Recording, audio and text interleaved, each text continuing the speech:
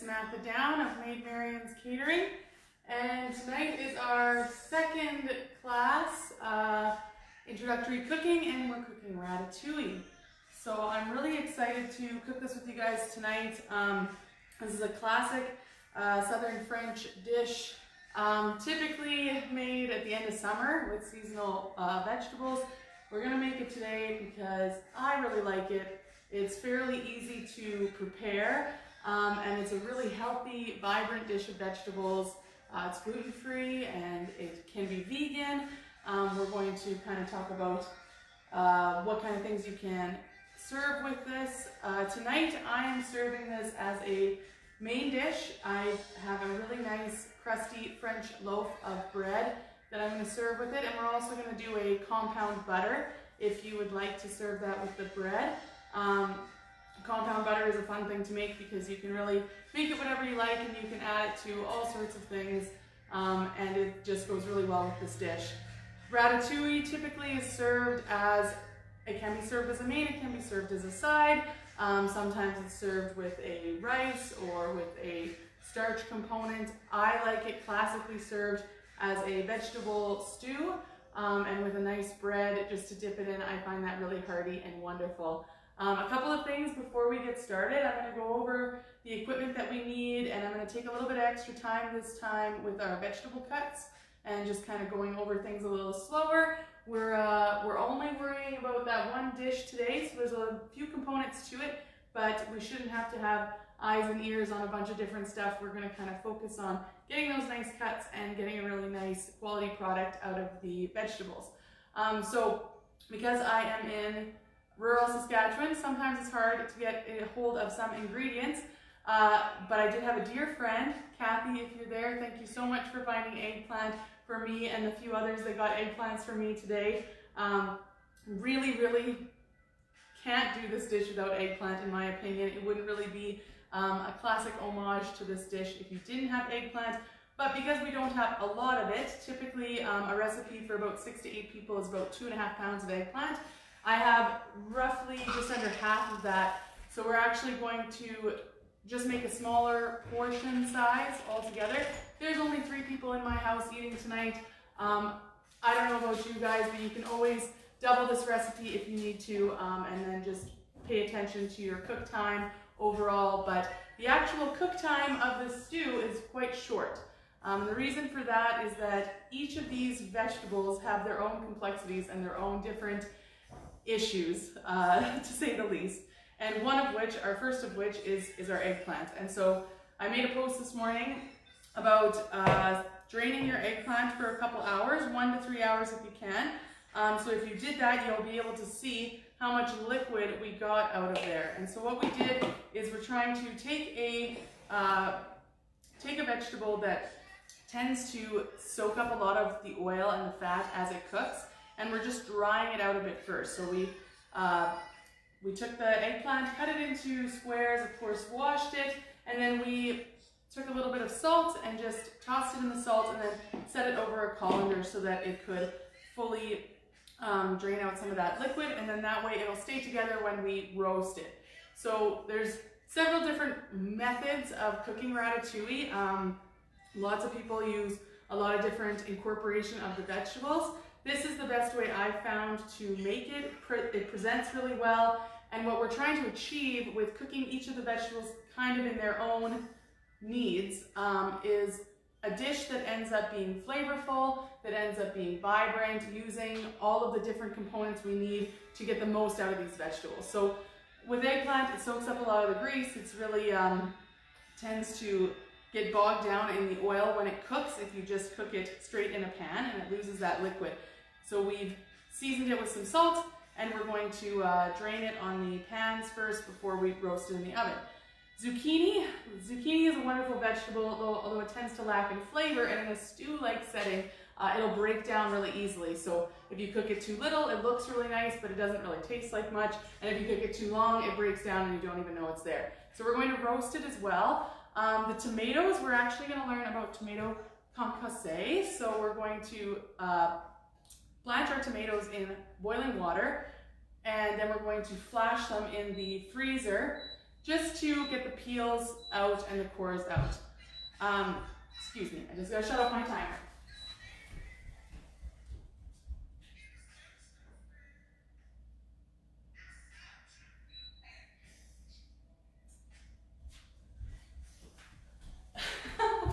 Sorry about that, I had a totally separate timer on somewhere else. All right, so we are gonna blanch these in boiling water in our little pot. They're gonna pop out only 10 seconds in the boiling water. Then we're going to put them in our bowl, pop them in the freezer for just a couple minutes, just to flash them, and then we're going to easily peel off the skins. And so coque is preparing the tomato without the seeds and the skins. So we blanch it, removes the skins, and then we're going to cut them into quarters, remove the seeds, and then we're going to chop it up and add it to our stew. It's the last vegetable that goes into the stew. With a traditional ratatouille, the things that you're going to always see are eggplant, zucchini, tomato, garlic, and herbs. So different recipes call for different things, or you'll also see onion. Sometimes you'll see summer squash, sometimes you'll see bell peppers. I really like the way that these flavors come together. And again, if you don't have eggplant, you can kind of make something similar, although I really feel that the tomato, onion, zucchini, and eggplant really make this dish what it is. Again, with the herbs, we're kind of in that beginning of spring season, so you might not see a lot of fresh herbs.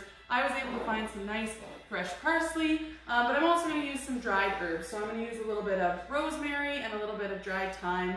Those are ones I really like. If you have fresh herbs, you can absolutely use them. Fresh herbs make the dish a lot nicer in my opinion, but they're not always easy to get a hold of every time in the year. So we're going to use a little bit of dried and a little bit of fresh. Again, you can use kind of a mixture of something that you like. Typically I would use fresh basil. Of course I couldn't get any this time, so I'm going to use that thyme and rosemary, but if you would prefer using perhaps sage or maybe a poultry blend, that would be appropriate as well. So before we get started with our eggplant, I'm just going to get you guys to look at your equipment. So you're going to need a small little pot that you're going to use to blanch those tomatoes.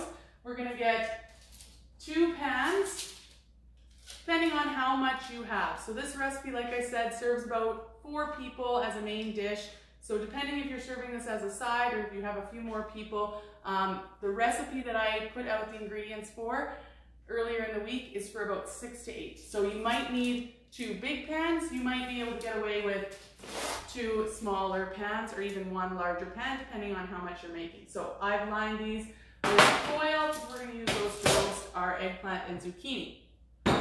You're going to need another pan with or flat surface that you have a bit of a rim for to collect some of the moisture for our eggplant.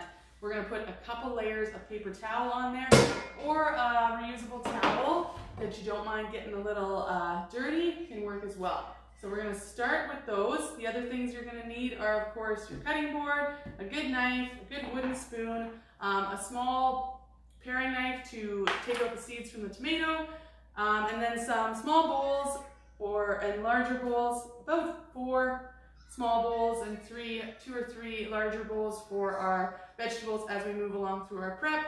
And then I recommend cooking the stew finally in a Dutch oven. This is my favorite thing in my kitchen to use. I swear by it for so many of my recipes.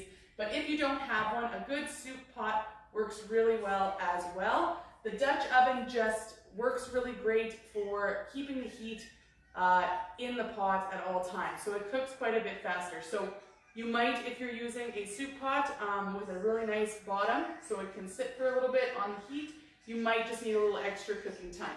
When we get there, I will bring that up again. But to start us off, we are going to need this pot filled with water, and we're going to bring it to a boil for those tomatoes.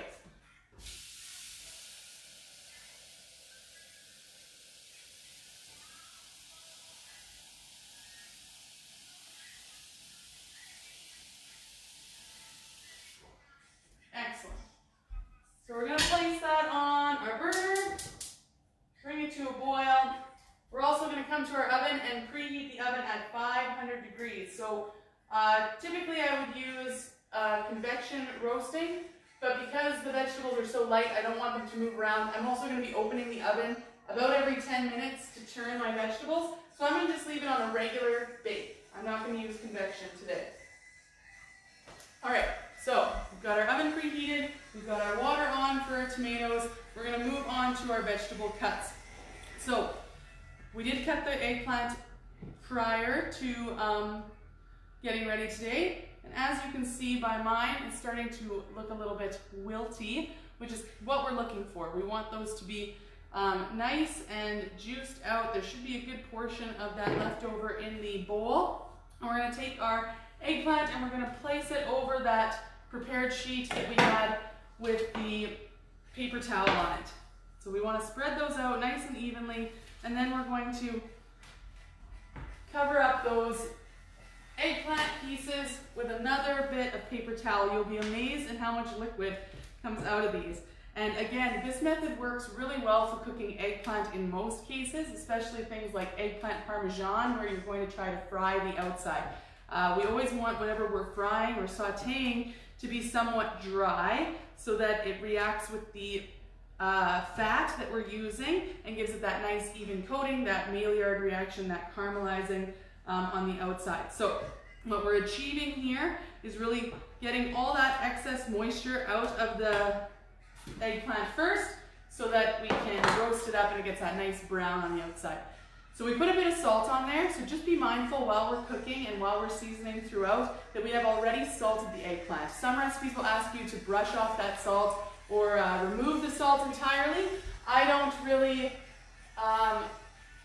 agree with that because we're going to be seasoning again anyway, so I just like to keep the seasoning on and then just adjust as I move throughout.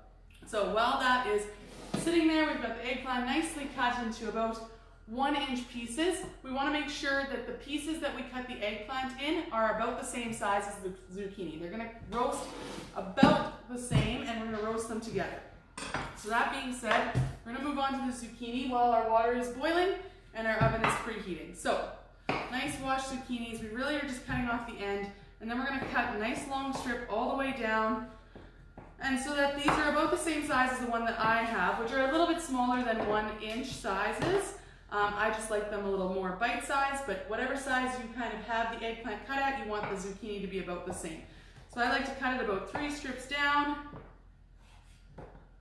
for each. And then line all those guys up. Nice and simple. Ends are cut off. Lots of recipes will say to peel the eggplant or peel the zucchini. I don't really think that is entirely flavor in the zucchini peel and the eggplant peel and pretty much any peel. So I like to keep those on, but if it's something that you don't like, just be mindful that if you peel your eggplant or zucchini, your cook time in the roasting stage is going to be shorter.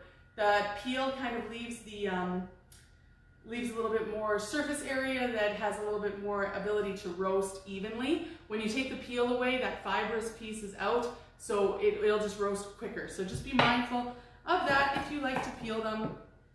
If not, should be about roughly 30 minutes in total to get all of the vegetables roasted, and then about maybe 20 minutes in the actual stew. So typically in a stew with meat in it, you would see a lot longer of a cooking time, and that's because we're breaking down the meat. Because this is a vegetable-based stew, we're really, really cautious of how long we're actually cooking in the stew pot, because these vegetables tend to break down quite quickly, and we want to keep that nice, almost just under al dente texture for our vegetables so that we can taste them each individually, but they're melded together into one flavorful stew. So it sounds almost counterintuitive that you would want to meld flavors together into a stew so that they're all one product, but at the same time you want each of those flavors to have their own shining moment. So that's why we take as much time as we do with the zucchini and the eggplant. If your water is not boiled yet, you can take a little bit of time to grab yourself a little bucket for your vegetable ends. Onions, especially, zucchini ends, any of that can go right in the vegetable stuff. And so while we're here, let's cut up that onion. So I had 2 zucchinis to 1 small eggplant. So this is about half the original recipe. If you wanted to add more zucchini, you absolutely can. I would just be cautious about zucchini and the eggplant. You really want the flavors to kind of accompany each other. So I try to make them about equal. So you need about 1 medium-sized onion. This is a pretty large onion, so I'm not going to use all of it. I don't want the onion to overpower the rest of the flavor of the stew, so I'm going to use just 1. So I cut off the ends of my onion first, and then I peel back that top layer. My boss, I used to have at the restaurant, used to give me a hard time for cutting off so much of the onion. But because I make my own vegetable stock, and this first layer tends to be a little harder to cut through, that little green layer, it's perfect to add to your vegetable trimming pile, and it makes the onion a little easier to work with. If you find that you have one side of your onion like mine, which apparently does not look very nice at all, I guess that works out perfectly. Now I have just enough amount of onion there, and we will compost the rest of those bits. All right, so cutting this onion, we have our zucchini just in the bowl. We haven't seasoned it or anything. We have our eggplant sitting nice and drying out in the paper towel, and we have this onion. So again, we want it to be roughly around the same size. There's lots of different presentations with ratatouille. I've seen them all in circular form, all lined up, but I find that this way gives that time for each of the vegetables to cook and marry together to really get that flavor out of the stew that you want. So I like to cut mine medium dice, so probably about 3 times down the onion, and then you're going to, so you cut it down almost to the end, so your knife is almost hitting that cutting board, but it's still together. And then we're going to cut across the top, probably about 4 times, all the way down. Then what we have is we're turning that onion again on its side, so we're cutting across those slices that we made. So it's sliced down the middle, it's sliced across the top, and now we're going to slice all the way down, about 4 or 5 more cuts for a good medium dice. Beautiful.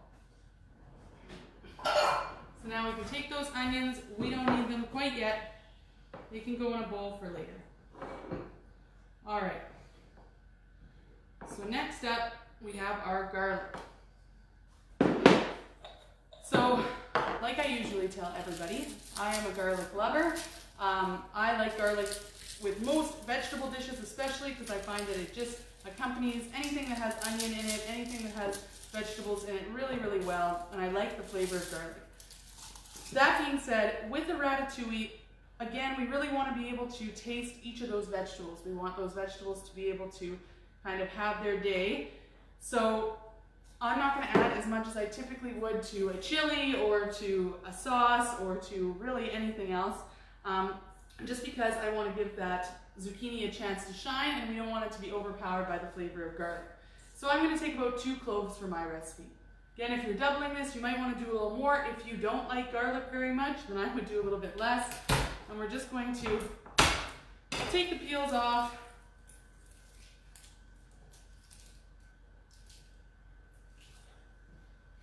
Cut off the little ends here. Get all those hard peels out of the way. And then I like to do a little bit of a rough chop first. And then we're going to mince it. So we really want to get the oils out of the garlic first. So I take a little bit of kosher salt and run that over top of my chopped garlic. And I'm going to chop it a little bit further with the salt on it. And that salt is going to bring that moisture to the top again and help the oils release. So we're going to chop that up a little finer. And then we're going to run the top of our knife over it to release those oils. So I take the side of my knife and start to press into that garlic with that salt, and it's going to release that garlic down. Again, if you have a garlic press that you would like to use, you absolutely can. I'm a big fan of less is more, so you'll never see a garlic press in my kitchen because I can use my knife in the same amount of time. So there you go, you have a nice garlic paste. Take one of our mise en place bowls. Take that beautiful garlic right off of there. Really shouldn't be running my knife too much over my cutting board because that tends to dull it. But this is my old reliable, so it takes a fair beating. All right. So we've got our garlic. We've got a little bit of salt and pepper here for seasoning. We've got our tomatoes, which are just about ready to go into that boiling water. Last but not least, for myself today, I have a little bit of fresh parsley. So I'm going to take a few of those. Beautiful stems. And so parsley is an herb that I use with a lot of my cooking. The parsley is what I call a soft herb. So it typically goes in at the end of cooking, and there's a couple reasons for that. If you add fresh parsley too early on, it gets very like opaque and dulled out, and also the flavor can be a little bit bitter. All of these flavors are very fresh vegetable flavors, and you're going to want to make sure that you don't dull out any of the flavors. So we're going to get this ready now, but we're really not going to add it until the end of the cooking. So it stays until the very end, almost as if it's only really a garnish, but I add it in just to stir just before I serve. Parsley though, what I call a soft herb. A hard herb, in my opinion, is called something like rosemary, which typically, you know, if you get it fresh or you get it dried, you can add to the cooking earlier, and it's not going to get bitter, and it's not going to break down the same. Because they're a hard leaf, it's going to stay a little bit easier in the cooking, and it's not going to give you that kind of bitter flavor or kind of opaque dullness that some fresh herbs do. Basil, again, I would call that a soft herb. Typically, I wouldn't add that at the beginning of cooking something, especially if I have a long cook time. I would add basil towards the end, or even just as a garnish. All right, so we have our parsley, we have our onions, our garlic. Now we just have to prepare those tomatoes. All right, perfect timing. I don't know about you guys, but my water is boiling, so I'm gonna get these tomatoes in. First of all, I'm gonna just walk all the way over here to check my comments. Thank you, Crystal. I'm glad you like it. I like it too. Kathy, yes, 500 degrees is our preheat for roasting those vegetables. So I'm just gonna remove the stems. Of course, I've rinsed my tomatoes already, just to get any dirt or anything off of them. I'm going to put them right in the boiling water. So for this recipe, I only really need 2 tomatoes, big tomatoes. I like to use those beef eater tomatoes that you get, and I like them to be a little more than perfectly ripe. You want them to still be firm, but you want that flavor to come out of the tomatoes, and you don't want it to be too pale. So you only really need about 10 to 15 seconds in the boiling water. And then we're going to take those right out and pop them in the freezer. Beautiful. So those come out in the bowl they go. I'm going to pop them in the freezer for just a minute or two, and then we're going to peel them out. So while we're waiting on the tomatoes, we're going to move over to our eggplant again and get the eggplant and the zucchini all nicely prepared. Beautiful. So we've dried out that eggplant as much as we possibly can. We're going to add all of it to our zucchini.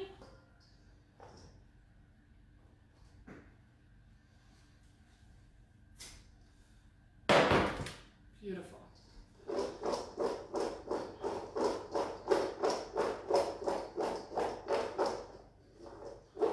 Beautiful, beautiful, beautiful. So we have our zucchini and our eggplant cut up about even size, bite-sized pizzas, anything about a ½ inch to about a 1 inch size, and we have them both in the pot, both in the bowl, sorry, and they're going to go on the roasting pan together. So here I would take a little bit of salt and pepper, not too much, because we are going to season again when we cook out the onions and when we add the tomatoes. So a little bit of salt and pepper here, and then we're going to take that olive oil. So overall, for this whole recipe, I think we use about ¼ cup of olive oil. Again, this is a really, really light dish, really, really flavorful, and really, really good for you. We're going to add about 2 tablespoons less of ¼ cup to that total olive oil. Again, you might need a little bit more if you're doubling this recipe, but really what you're looking for is you want that olive oil to coat the outside of the vegetables so that when we put them in the nice super hot oven, they get nice and brown. So we're just going to coat those all together. Beautiful. We're going to take our prepared sheets. Look at that. Beautiful timing. Take our prepared sheets and we're just going to spread that vegetable mixture over evenly.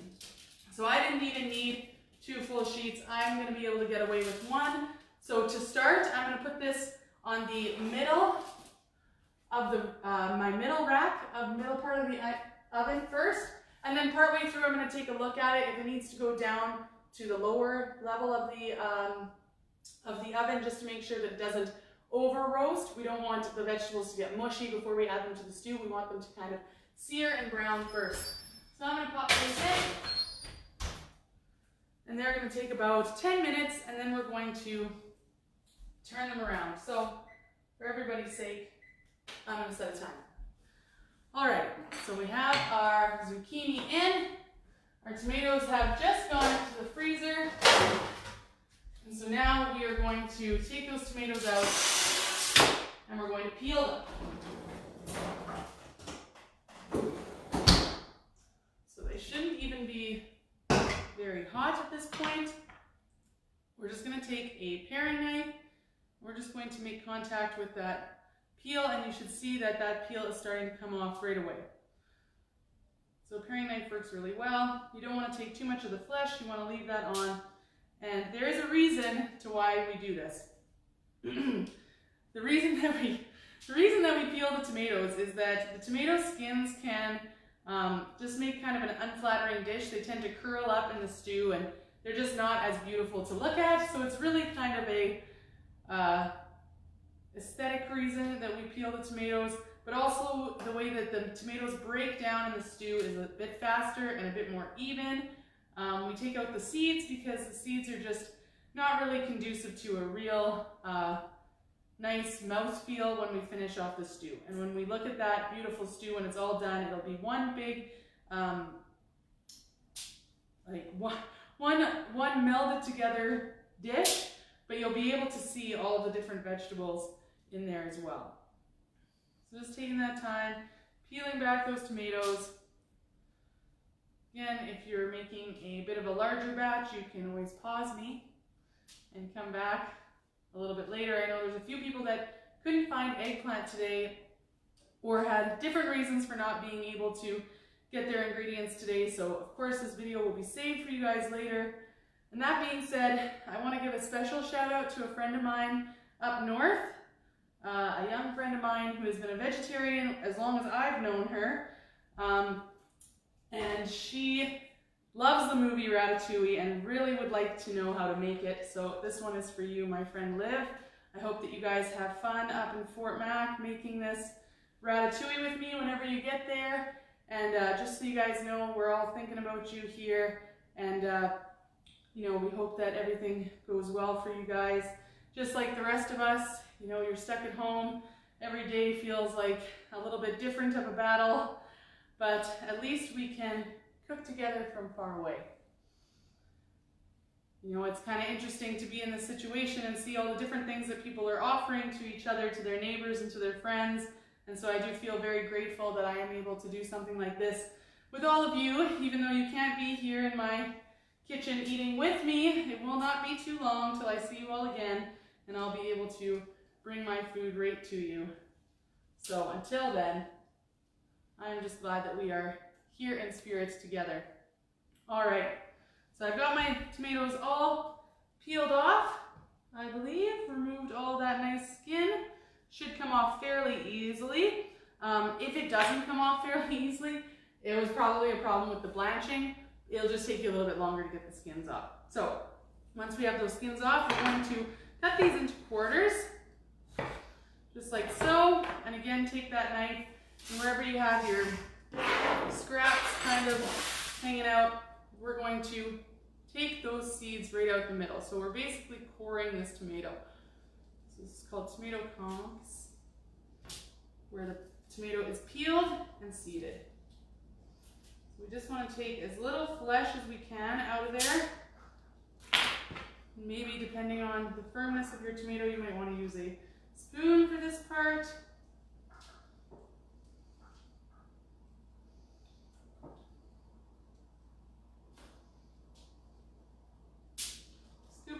seeds until you have a nice hollowed out quarter of your tomato, and we'll do that with the rest here as well. So we are going to make some compound butter as our vegetables cook in the oven. Like I said before, the stew itself actually doesn't take that long. It's all in the preparation. So the technique here is really important, and roasting those vegetables first to get that browning is going to make all the difference when we cook them all together. But a really nice complement to ratatouille is that nice crusty bread. And I love making a compound butter. If you've ever been at one of my events, you'll usually see a big tray of something that looks like it could be cheese. It's probably 3 or 4 different types of butter, and I do it all the same way. You can make compound butter with pretty much anything. I make blue cheese compound butter. My favorite is like an herb compound butter, garlic compound butters, and even things like jam. I've added jam to compound butters to serve with scones or muffins or anything like that. I just think it adds such a nice level of quality and care to a dish. And if you're going to take this much time to make this beautiful ratatouille, then you might as well do something a little special.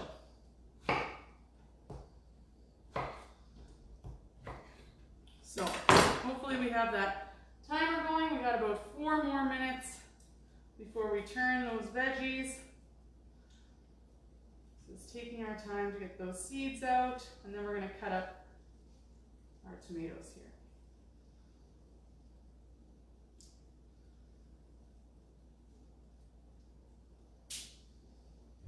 Beautiful.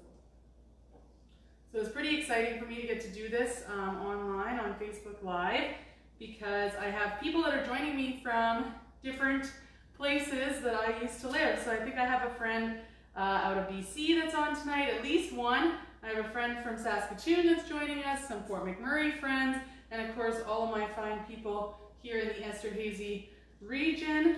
I know my mother-in-law joined in last week, my mom and my sister, so it feels like quite a treat. I can't see you guys or hear you, but I know you're all there with me. And I think that's a pretty cool thing to be able to share that with all of you. So thank you for being here with me and being interested in cooking. That's all I ever really want from anybody.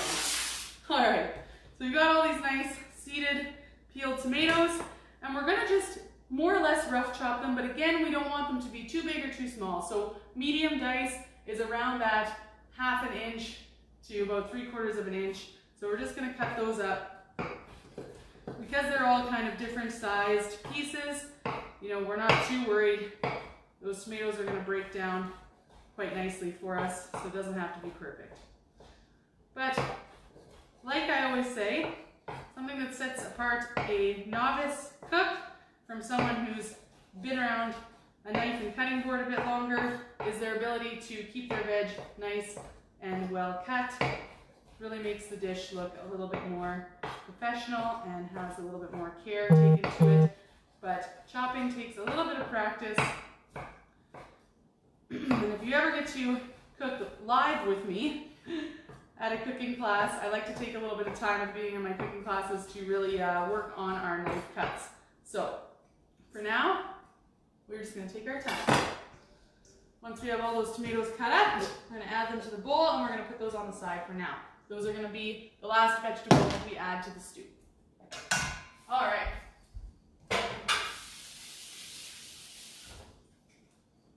So I have about a minute left here, but I think it's about time. My oven cooks quite hot, so if it gets steamy when I open this up, that's okay. We're just going to give those guys a nice toss, stir with a wooden spoon, and just keep an eye on them.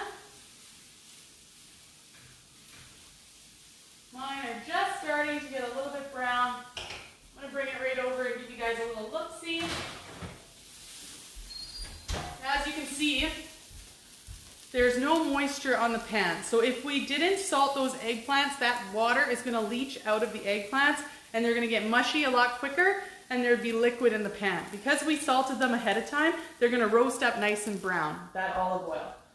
So we're going to need some more time here. We're going to pop them back in, turning our pan around so that we can get that even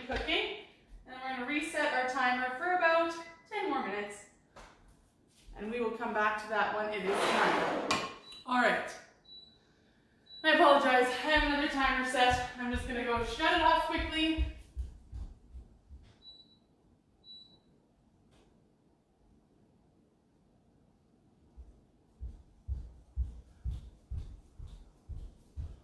All right, so if you guys would like to make a little compliment to your bread for tonight, we're going to make a little bit of compound butter. So if you have some nice softened butter, or if you could get a little bit of softened butter, a bowl, and then I would invite you to get a little creative. So what I'm going to make for you is a pretty basic garlic butter. I just like to use a little bit of garlic, a little bit of parsley, a little bit of salt and pepper, and that's it. I use a smoky sea salt, which is really nice, but you can use just herbs, you can use some cheese if you like, you can use pretty much whatever you want that you find will complement the flavors from our dish tonight. So I really like a garlic butter because I get to have more garlic without adding it right to my stew. So that's what I'm going to do today. So we're going to take a bit of softened butter. Again, if you make a lot of compound butter, you can freeze it and use it again on top of a steak or with a charcuterie board, or just cook it into soup or stew or anything that you like. I'm going to take about a 1/4 cup of butter. I'm going to use a little bit of my parsley, so just a little bit to cover it. A little bit of salt and fresh pepper, and just a little bit of garlic.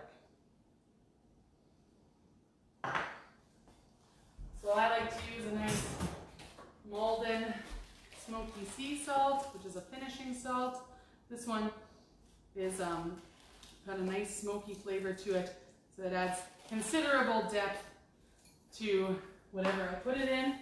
But it's a finishing salt, so we typically don't put it into stuff while we're cooking. It's usually sprinkled on top or added to something that we're going to eat right away. So we're going to mix that up with a fork.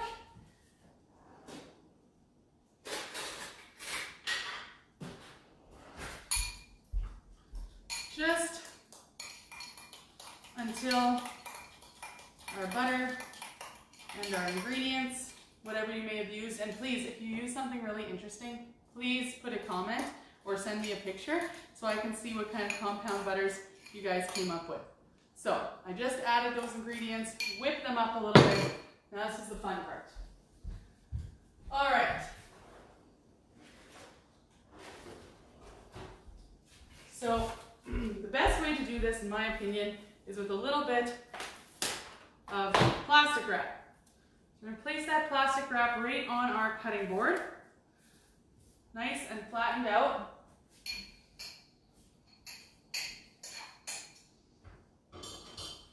And we're going to take all of our butter out of our little mixing bowl, and we're going to try to make a cylinder out of this. And the reason we're making a cylinder is we're going to quickly freeze our butter, and then when it comes out, we can slice it into little circles, or you can cut it in half and cut it into triangles. Just makes for a nice presentation on the side of your plate. So I only really did a little bit because I'm only making some for what I need tonight. But if you wanted to make extra for later, it works the same way. We're going to roll that out, placing it on our plastic wrap, and then creating a nice little even cylinder. And then we're going to roll that up in the plastic, take our ends, so it's nice and tightly rolled. And there you go.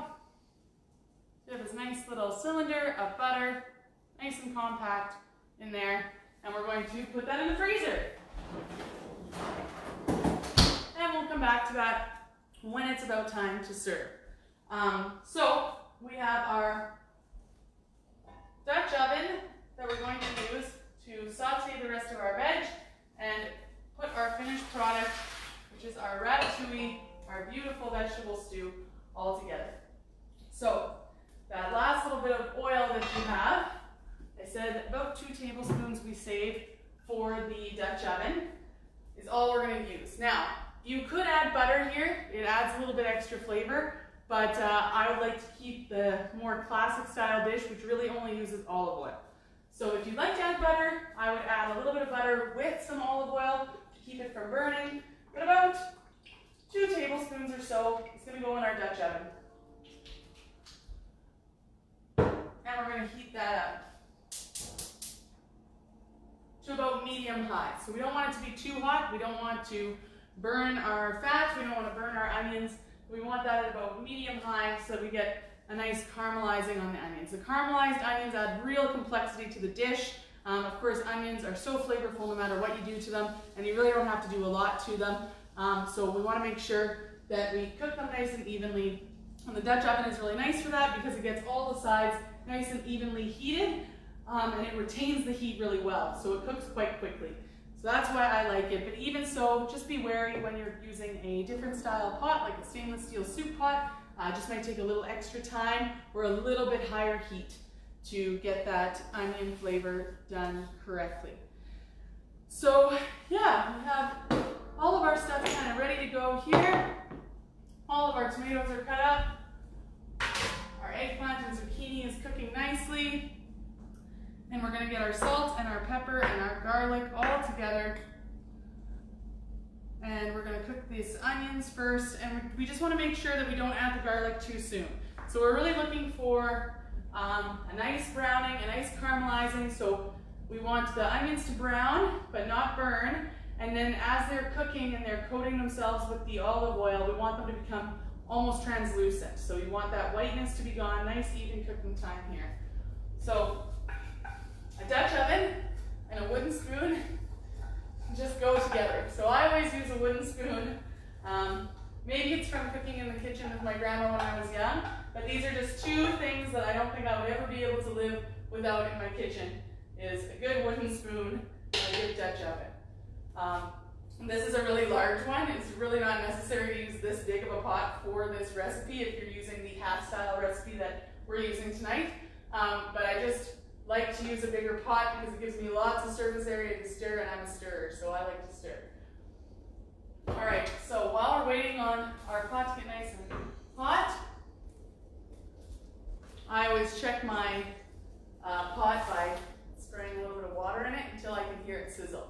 You really want to hear that sizzle first before you add your onions. If you add your onions to a cold pot, they're not necessarily going to caramelize as well, and they're mostly going to leak out their liquid and kind of boil in the pot. So we really want that saute. And saute means to cook at high heat quickly. So we want that nice heat. Now you can kind of hear it snapping around there.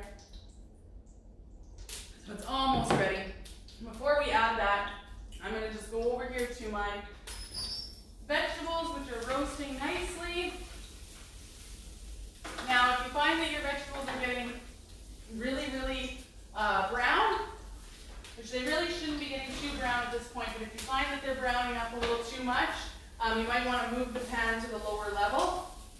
Mine are starting to get brown. They're actually looking quite nice.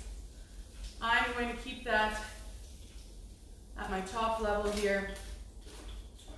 But I don't think I need too much longer. So far, I've had my vegetables in for about 20 minutes.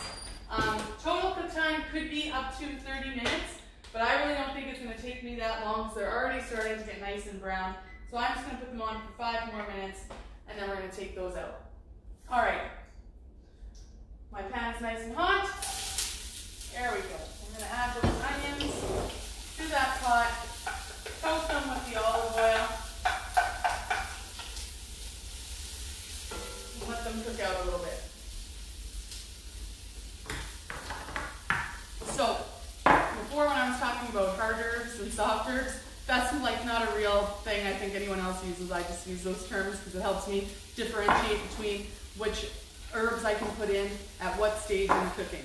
So because I'm using dried thyme and rosemary leaves, I'm actually going to add those to my onions right away, and that's just so that I can get the flavor out of those herbs, a little bit more depth to them.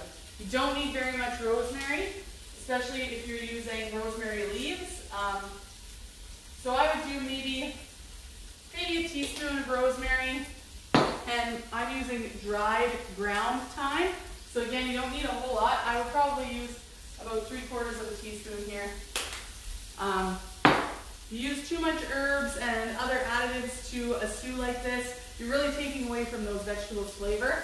So we want them to enhance the flavor of the vegetable, so we don't really want to overdo it.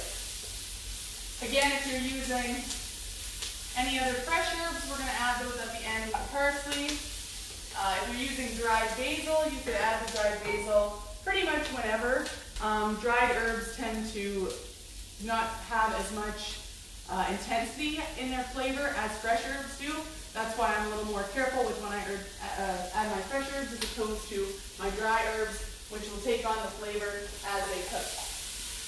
So we're just going to cook those onions out about 3 more minutes, probably about the same amount of time it's going to take for our zucchini and our eggplant to be done. So again, with the zucchini and the eggplant, what you're looking for is that they keep their shape, they have a little bit of brownness, and that they're not getting too mushy, because we are going to add them to the stew. I put garlic in my butter, Cindy. I like a garlic butter, and I like it especially with the bread that I have. Speaking of which, I should mention the bread that I have. This is from a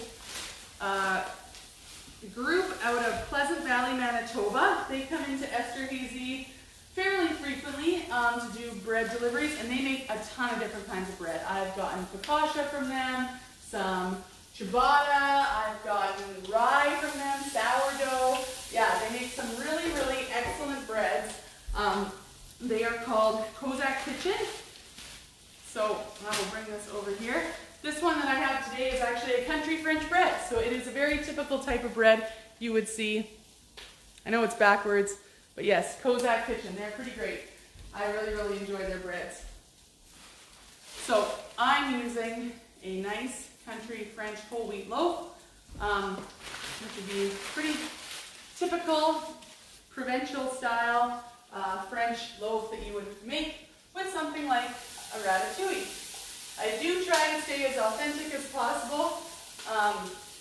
Again, sometimes when you live in different areas, that's harder to do, but I do try, especially with my French recipes, to maintain that authenticity, because I think that, you know, you can change certain things when you're making authentic dishes your own, but it's always nice to have a base, especially for flavor.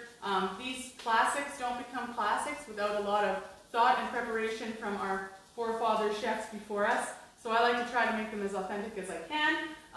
But I do change the technique in some of the styles of things that I cook, and that is because there are certain things I've learned over the years that have really helped me take a dish to a new level.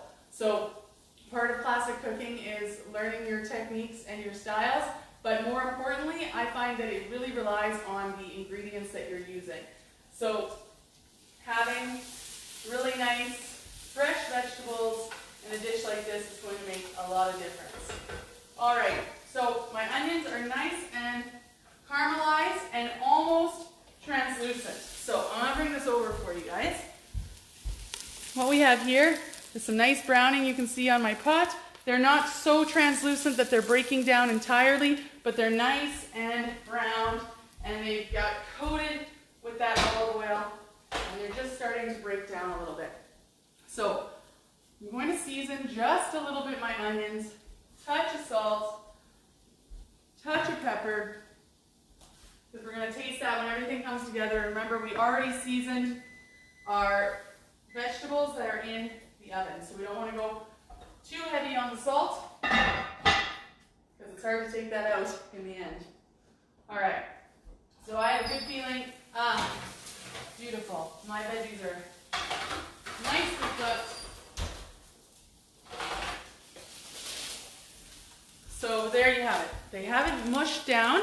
They're starting to get nice and brown and evenly coated, but they still have their each individual pieces, so they haven't all broken down. And that's especially important when you're using something like zucchini that has a lot of moisture, naturally water content in it, so it tends to break down quite quickly. So just being aware, again, if you had cut your vegetables bigger, you might need a little extra time. If your oven cooks really slow or it has hot spots, you might need to do an extra turn. But that is a-okay. We're gonna take it nice and easy breezy. All right, so we've cooked down our onions, our vegetables are nice and roasted. We take them out of the oven and we've turned down our oven. We're going to add our tomatoes and cook them down just until they start to release their flavor. Because we strip them of their seeds and their skin, they will not take very long to incorporate the flavor. So we're really just going to add them into the onions, cook them for a little bit with the garlic, and just until they release, so maybe 5 minutes. Again, if you're using a stainless steel pot, it might take a little bit longer, but you don't want the tomatoes to break down into a sauce. You still want them to have a little bit of flavor and color. So we're gonna put those into our pot at about medium-high. After they've mixed in with the onions, we're gonna add our garlic. And the reason I add the garlic later is because we're adding all of these vegetables into our stew. I don't want the garlic to overcook and get bitter. So I'm gonna add it after my tomatoes have kind of incorporated into my onions. You have that nice heat. See, I shut that off. I put the lid on and it's still sizzling because the Dutch oven retains so much heat. It's actually an amazing thing. It takes a little bit of time to learn how to use it, especially on your stovetop, but man, it is one of the best things I've ever had. All right, so our onions are nice and warm and translucent. We're gonna add the tomatoes. And those are only gonna take about 5 minutes at about medium heat, just to incorporate the flavor. We're gonna let them release a little bit of the juice.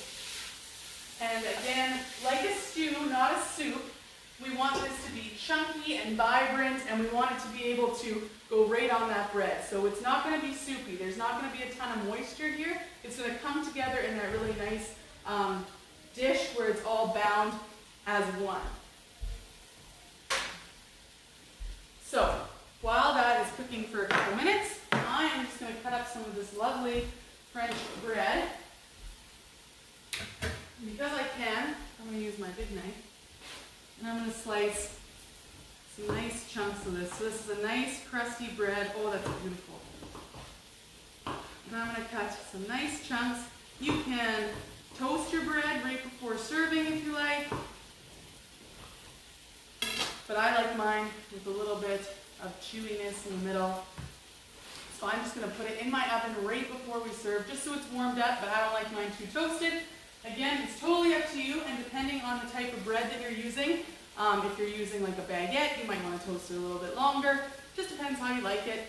This is already quite crusty, so I like to leave the nice outside nice and crusty, and the inside with that little bit of give, because that's just how I like it, just to kind of soak up all that tasty ratatouille goodness at the end. So we're going to make sure that our tomatoes are cooking out. They're starting to release a bit of that moisture, so we can add our garlic here. Allow that garlic to mix in. Oh, that smells good. Beautiful job. Beautiful, beautiful job. All right, that is cooking out.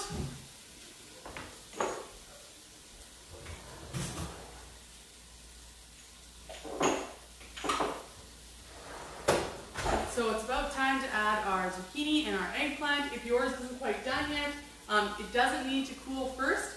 If you have the tomatoes and the onions already done in that step and your zucchini takes another extra couple minutes, you can add it right to the stew. We just want to make sure that they're cooked nice and evenly and browned. Then we're going to add that all to our stew.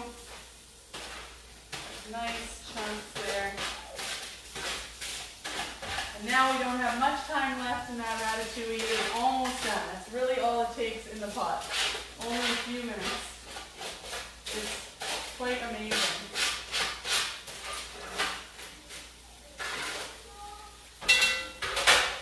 Beautiful. I'm just going to basically coat all of those flavors. And then because I'm using a Dutch oven, I'm going to shut that right off and cover it up. So it really doesn't need that much time at all. And so while that's happening, I'm going to reuse my roasting pan here.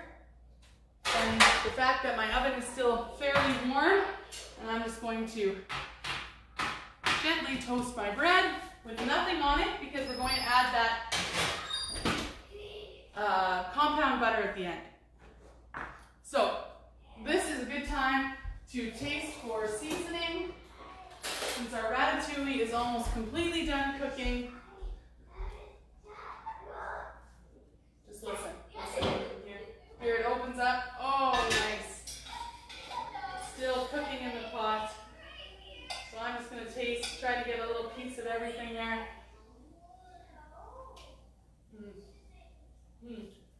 That's really good. So I get some acidity from the tomatoes. Get that nice complexity of the browned eggplant, the onions, the garlic. I think mine needs a little touch more salt. And just to finish it off, I'm going to add some nice fresh ground pepper. I'm going to mix in a little bit of my parsley, and then I'm going to leave a little bit of my parsley to garnish that dish. So what you're looking for here is that melding of flavors, but you still get nice difference in each of the vegetables. So you can still see tomatoes, you can see onions, you can see zucchini, you can see the eggplant, and it all looks really, really nice. And it's not super wet. So one thing I see a lot when you're making a dish like this is that if we didn't do the tomato concassé quite right, or we didn't roast the veggies quite right, we're going to get a lot of liquid at the bottom of that pan, and it's going to look more like a soup. You could continue to cook that until that liquid is gone, but it's going to tend to overcook the vegetables. So those first steps in preparation are really important to get that beautiful color. Add a little bit of my parsley and mix that in.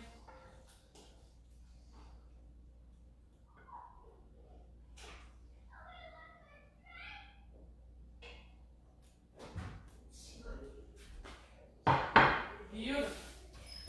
All right. I like my bread still slightly chewy in the center. Just a little bit of toast on that. And we're going to take that compound butter out of the freezer.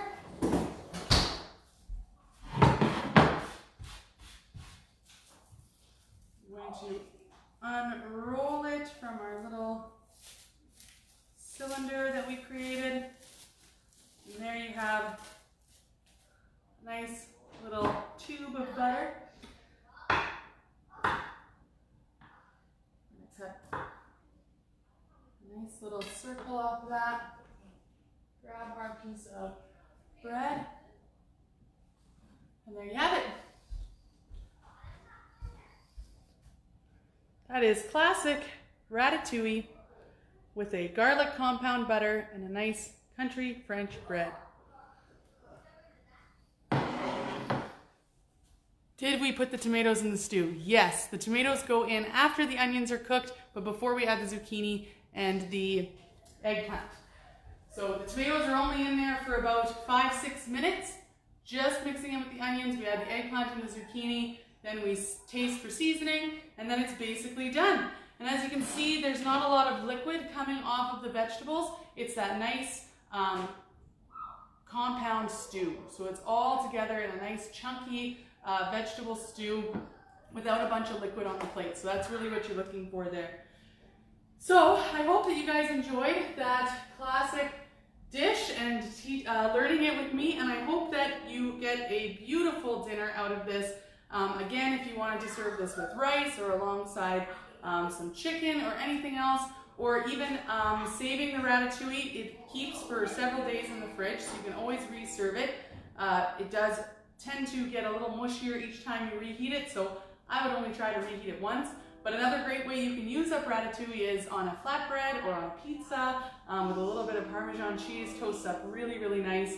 It's just a beautiful dish that you can make, and it goes with a lot of different things, and it is a truly classic French dish. So it's always fun to learn the classics. So I appreciate you all being here with me. If you need any help with anything else in the meantime, I'm always available to answer questions online. You can call me, just don't come visit me.